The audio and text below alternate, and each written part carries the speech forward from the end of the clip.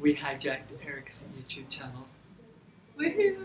He's on stage. Just joking, he's on stage right now speaking, and because he's committed to giving you guys just daily inspiration, motivation, daily teachings, he just asked us if we quickly could just pop in and share some value for you guys. So we decided to piece something together here for you. He's actually on stage and he couldn't get around to getting his video uploaded for you, so we decided to be the Santa's little helpers or Eric's little helpers and piece something together, some value that you can take away today, and whenever you dive into the video you'll understand why it's important to get clarity on what it is that you want, because if you're ever put on the spot and you need investment for something, you must know what it is that you're talking about, and that's and why where you to invest in, how to get the exactly right knowledge to know where are you putting your money and what are you investing in. And so you have to know exactly what you want, why you want it, and make sure that you are not coming from a place of ego, fear, or like coming out of it just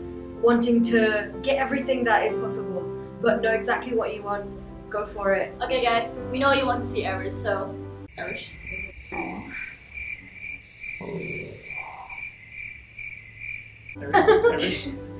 Guys, we know you want to see Eric, so before we do that, show reel. Hit it! People have today isn't that they're struggling, isn't that they can't get out of their shit. It's because the shit that they're in isn't big enough. And why I say that is because if that shit was big enough right now, if the people had a gun pointed to their head, they would actually get their ass moving. Always understand that emotions is what leads to motion. It's energy in motion. So if your emotional drive is not strong enough, you're not going to do anything to get out of it. Who else wants money?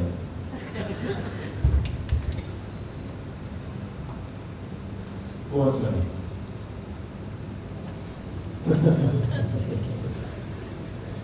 Probably so.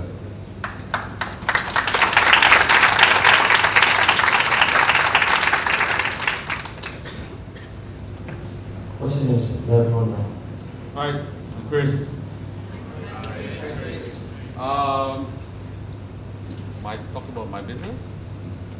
Or the business I want to promote? How much money do you want? What do you want it for? What's my return? What do I get? Let's talk about my business, yeah? Imagine you can cook rendang in 5 minutes. Yeah? You can cook some laksa in 5 minutes. And a lot of times, I think we sell food paste for commercial use. Are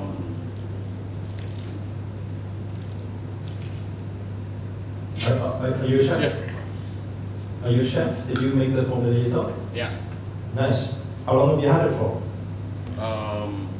4 years now. It's an existing business for 4 years, eh? Yeah, it's an existing business. Didn't do really a lot for it. But then... Is this something on the side right now, a side project? Yeah, it's a side project. What's your main project right now? I'm a lighting and build designer. You are? Lighting and build designer. Lighting and building designer? Ambient. Ambient designer, wow, okay. How's this room? Good? Adequate. In my camera, it looks very red. I don't know why. Adequate. Maybe Sony because of it. Yeah, so for my business, right, to prove that the paste business works, I actually opened a restaurant in Hong Kong selling Malaysian food without me being there. So everything is about SOP. Follow SOP. You set that all out yourself? Yep.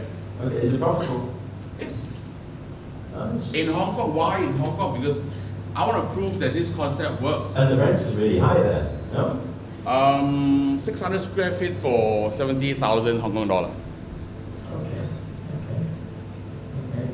So right now you got a paste. You want to get the paste out there. I want to get the paste out there. But how is it different to the current paste that is out there right now? What's the difference? Yeah.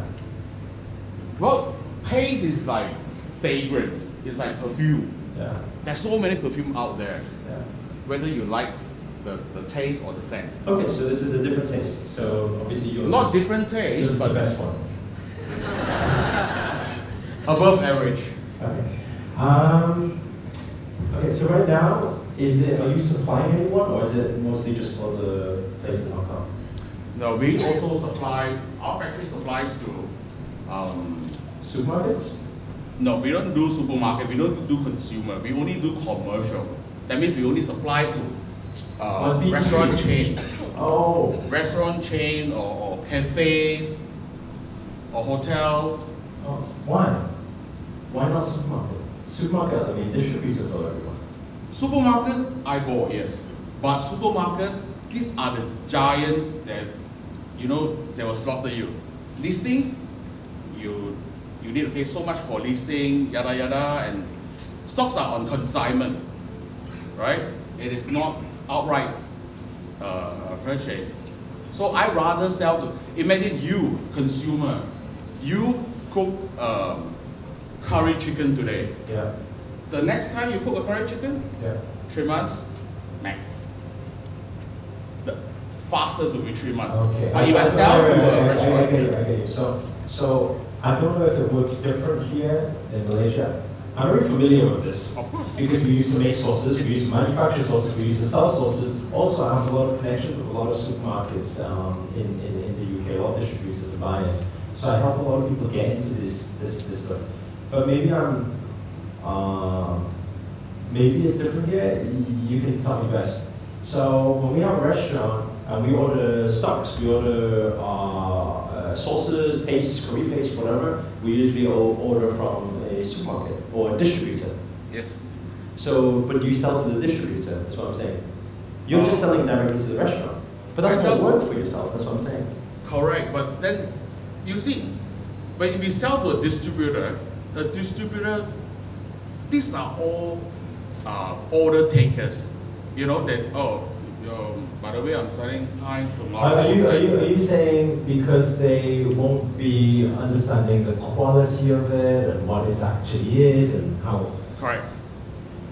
Okay, but that's about raising awareness of that profile, right? It's for example, like, do you guys have here La Gamma? Yeah? Yeah, so it's like something like that. It became it's very popular in UK right now. Even in UK distributors, it's very popular. But all UK restaurants all use it. UK supermarkets also sell it. But it's your biggest visibility. Right? Yes, because Lao Gamma is actually a condiment like chili Yeah, here. yeah, yeah. So everybody, the restaurant use it. Everybody, you know, it goes with fried rice, fried noodles, or whatever. So it's a household must use, right? Well, why would you want me to invest? What's your next level? What's your next phase? Of course, next What's level. your next vision? Where are you going with this? Next level will be the mass distributions for Malaysia as well as internationally, because I think there's a growth, yeah, and a very big demand for Malaysian cuisine in places like Australia, you know, in China, even in Hong Kong, yeah, in the UK, in the US. Malaysian cuisine, I mean, Malaysian restaurants are opening up. It is. It's getting more popular. Correct. But how are they? Like, it's a lot of work, you know, to make a sambal, to make curry paste. It's a lot of work. Yeah, I'm giving a solution where you don't have to do all this. Everything is right out of the packet. Follow the SOP. Step 1, boil water, paste in, done. Okay. Do you know what investment you're looking for? Do you know what investment you want? Or do you want investment, or you just want some partnership? I want investment, but most importantly, I need to spread. I mean, it's a great product. I need more people to know. Okay. But do you need investment, or do you need more people to know? You need both? Both. Why do you need both? I need investment because it takes money to produce. But if you don't need to produce it, you don't know to buy it.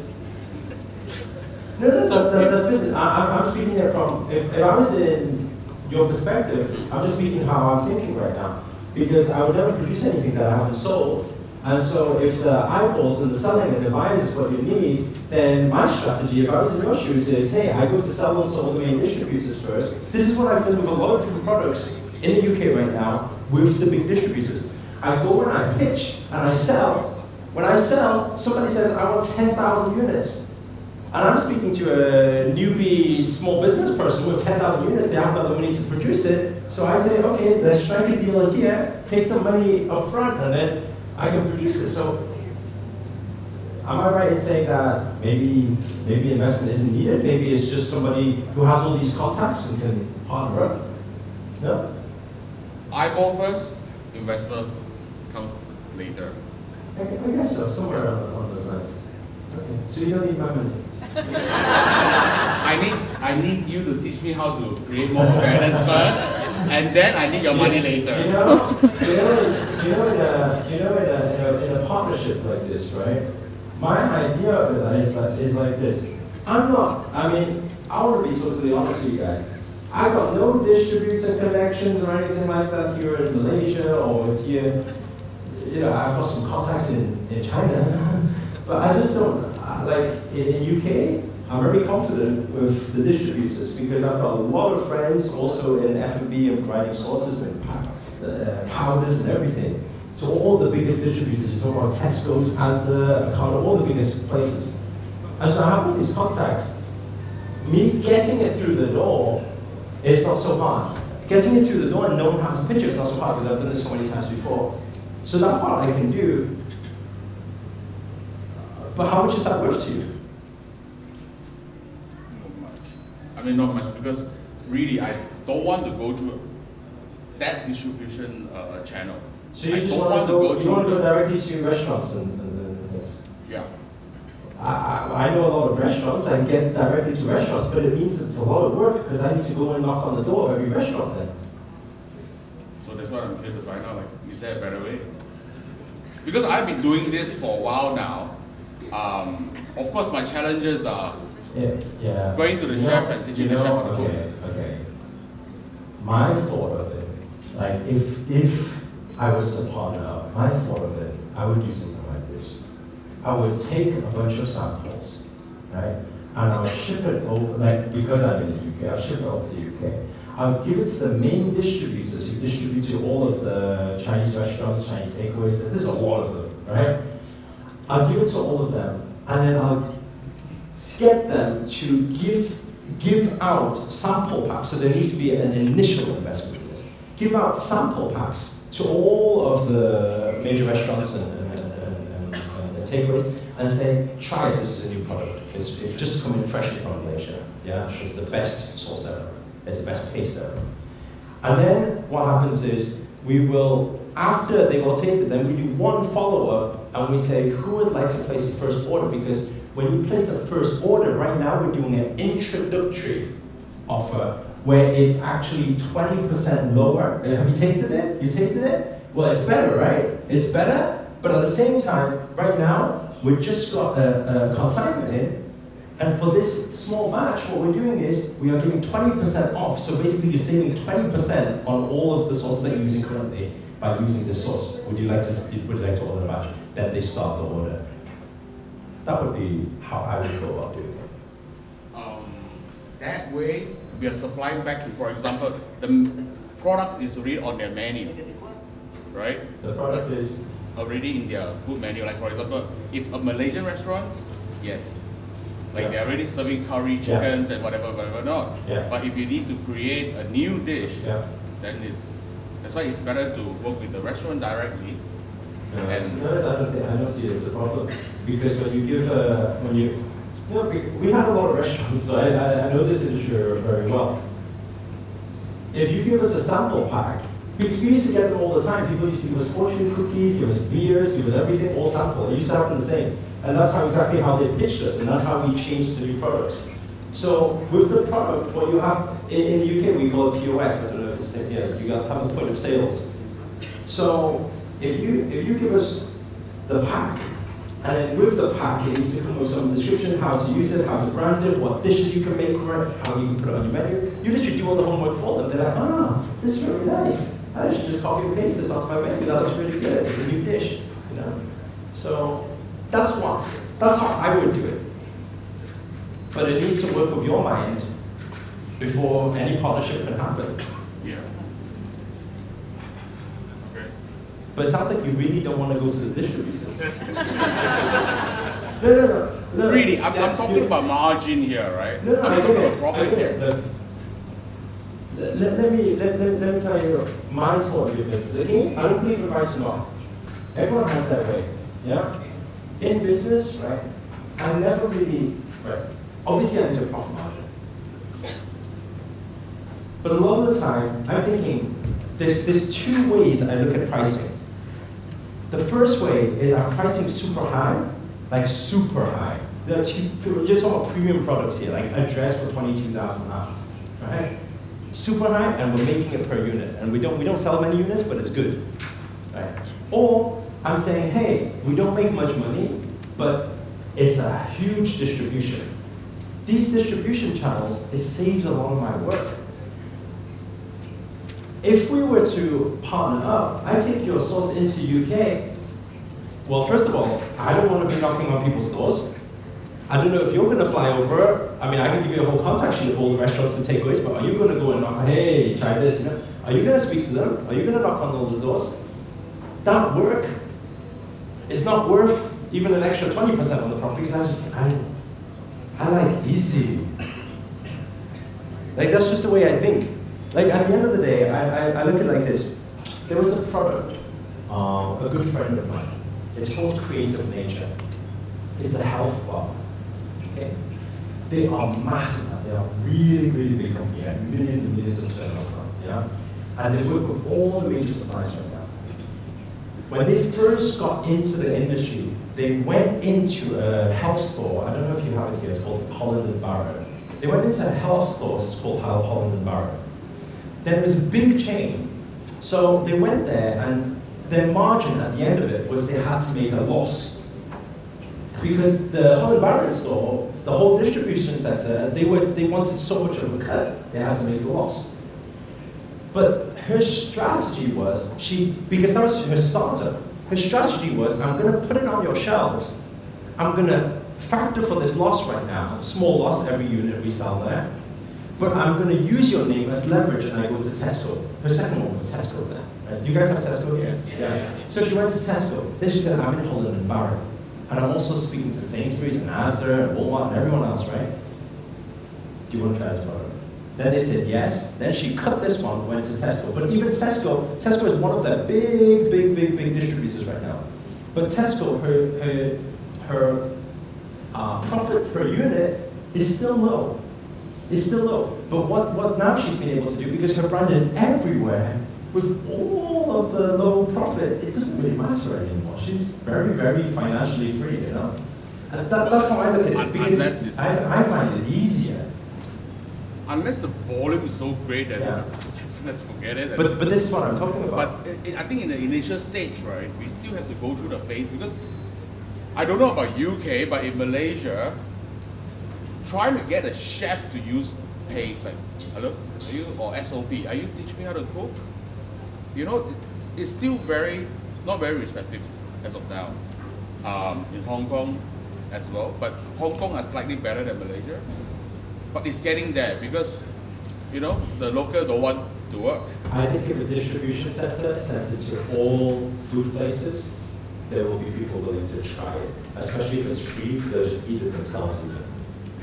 Because you're not telling them to change anything, you're just giving them as a tester. If the taste is really there, I don't see why they would not change, you know. That's my thought anyway. But this is a long discussion. So, anyway, you don't need my money. We're done. Thank you. Thank you. Hey, Welcome back, guys. wasn't that amazing? You got to see live on stage the best advice you'll ever hear. So guys, thanks so much for watching. Make sure to give it a thumbs up and comment below. Let us know where you've tuned in from, because it's always nice to know. And if you're new to this channel, make sure to hit the subscribe button and the notification button next to it, because Eric is now committed to making daily videos with loads of inspiration, motivation, business, and all his knowledge to put it out for you guys to just give you inspiration and motivation to make your 2018 your best year yet. But for now, guys, until tomorrow, Bye. bye!